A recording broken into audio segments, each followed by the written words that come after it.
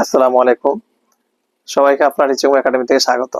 আজকে আমরা সপ্তম শ্রেণীর বীজগণিতের অনুশীলনী 4.1 এর বীজগণিত রাশির গুণ ও ভাগ অধ্যায়ের এখানে আমাদের 2 আর 3 নম্বরের গুণটি করব। আজকে আমরা বলতে দেখো প্রথম রাশিকে দ্বিতীয় রাশি দ্বারা গুণ করো। প্রথম রাশি দ্বিতীয় রাশি দ্বারা গুণ করতে বলছে।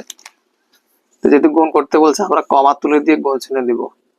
5xy কমার পরিবর্তে গুণ দাও 6az। সংখ্যাগুলোকে আমরা আলাদা লিখব। 5 into 6 into x into y into a into z। যেহেতু এখানে একটা একটা আছে তাহলে আমরা একসাথে আর করার সুযোগ লাগলো না। এবার দেখো সংখ্যাগুলো দিয়ে গুণ করি, কত 5 6 30। সিরিয়াল দিয়ে আমরা লিখবো, এটা আগে লিখবো a, তারপরে x y z। এটা হবে আমাদের 2 নম্বরের জন্য আনসার।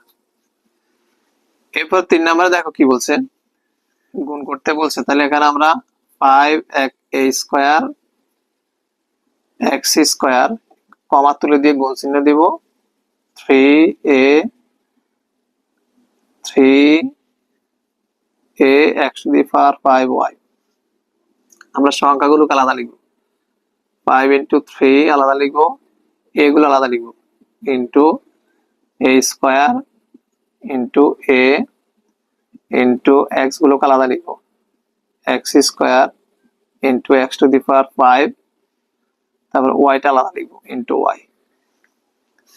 দেখো 3 5 15, 3 5 15 ইন্টু এখানে দেখো এখানে দুইটা, এখানে কিছু মানে একটা আছে 1 আছে, তাহলে একটা দুইটা গুণ করলে a কিউব। আর এখানে কত এক, এখানে দুইটা, এখানে 5টা x টু দি পাওয়ার 7। আর এখানে শুধু একটা y আছে।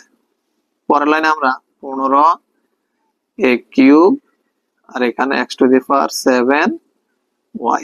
এটা হবে আমাদের 3 নাম্বার অঙ্কের জন্য আনসার।